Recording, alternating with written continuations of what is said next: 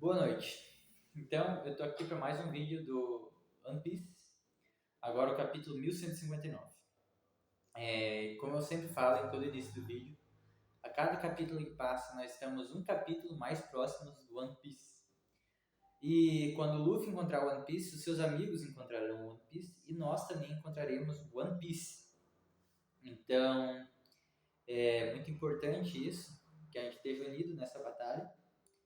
E o Luffy, eu sempre gosto de falar sobre isso, enfatizar isso todo vídeo, por mais que o capítulo seja diferente. Mas isso é uma coisa que o One Piece, uma mensagem concreta, uma mensagem fixa que o Luffy traz, que o One Piece traz. O Luffy está conseguindo chegar mais próximo do One Piece cada vez mais, se fortalecendo cada vez mais, com o sentimento que ele tem de amizade, de bondade, de ajudar seus amigos e de fazer o melhor, derrubando ditadores, pessoas que querem tiranizar e ajudando seus amigos.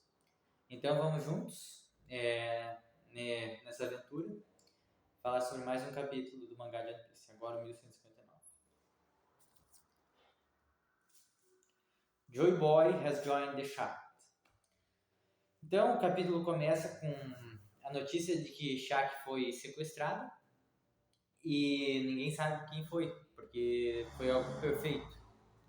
E ninguém conseguia entender como aquilo aconteceu, e tinha um pirata muito forte com seus companheiros protegendo a Shaq, e mesmo assim eles foram derrotados e mortos. E isso também mostra o tamanho da força que tem os... Claro que a gente já viu demonstrações da força desses Cavaleiros de Deus, dos Goroseis e tal, mas a gente vê o tamanho da força deles, né? Derrotando piratas que são muito fortes, com muita facilidade. Então ela foi sequestrada e ninguém sabia. Então foi um crime perfeito, sem deixar rastros. E eu acho que o Oda aí está trazendo uma mensagem que conversa com a realidade do mundo. Os Tenryubitos estão fazendo um torneio de caça aos humanos na ilha de God Valley. Um torneio que é feito a cada 3 anos. E a gente descobre que agora a confirmação de que Shanks e Shenrock são irmãos gêmeos e que eles são filhos de Fingerland Garlic.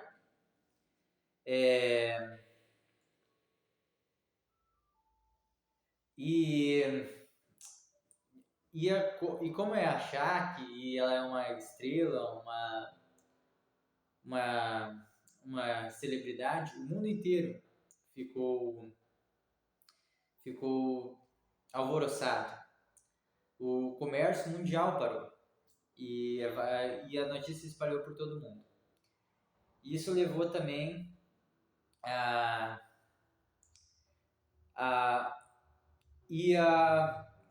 e também o que foi feito é que a notícia que Shaq foi sequestrada passou, mas ninguém sabia se ela estava viva ou morta.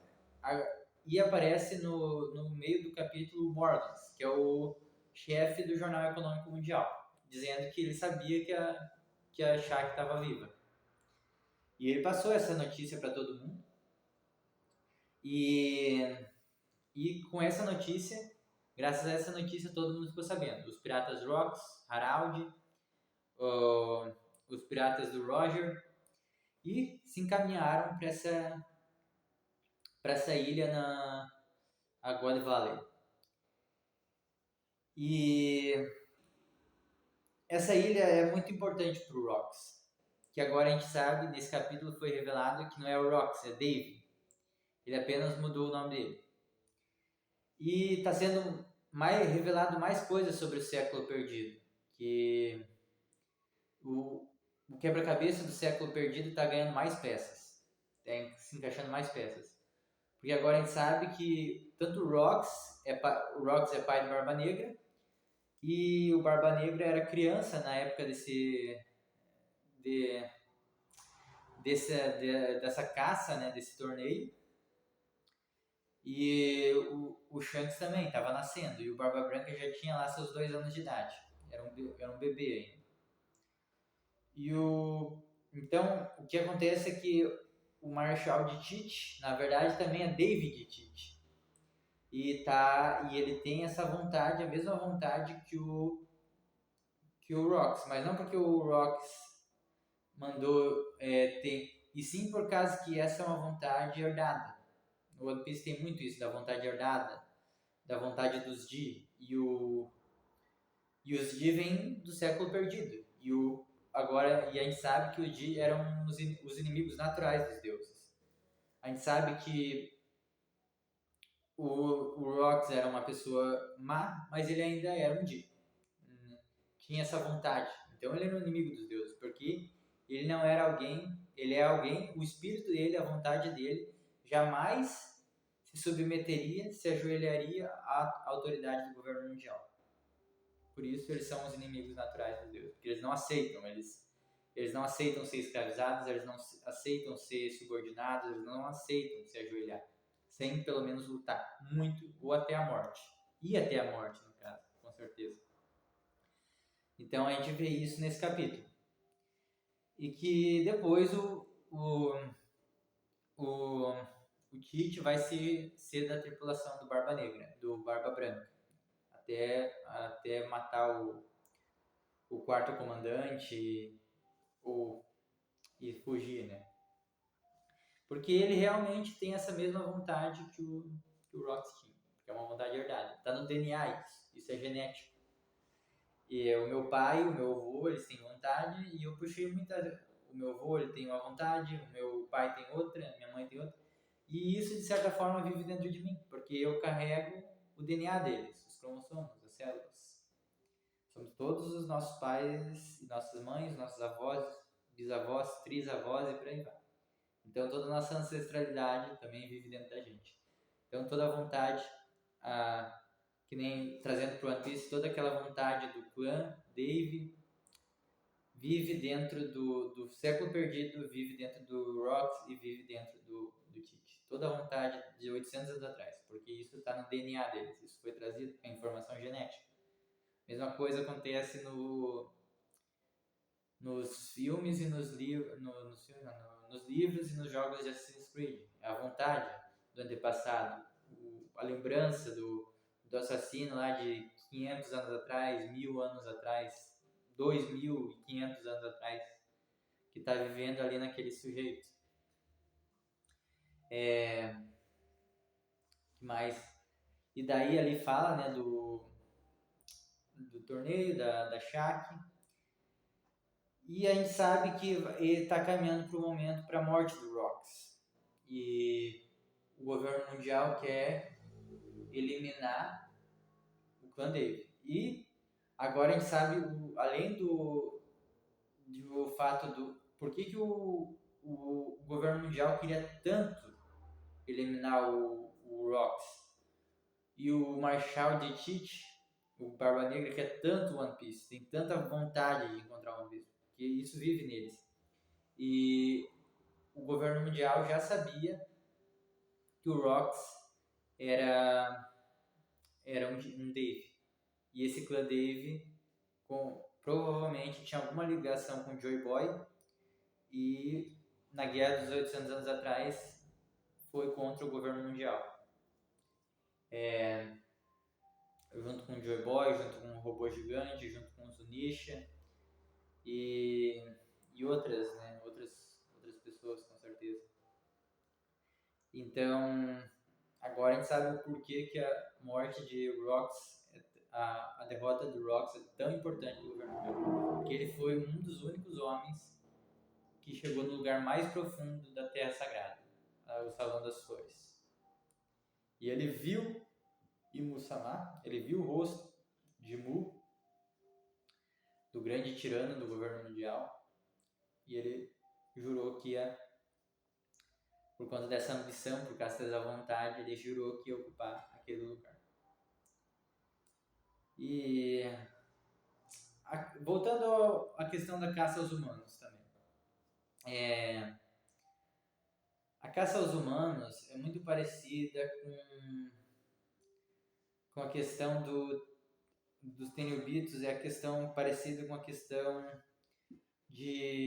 do terrorismo islâmico e, e também de algumas, vamos dizer, algumas células globalistas, vamos dizer assim, de criar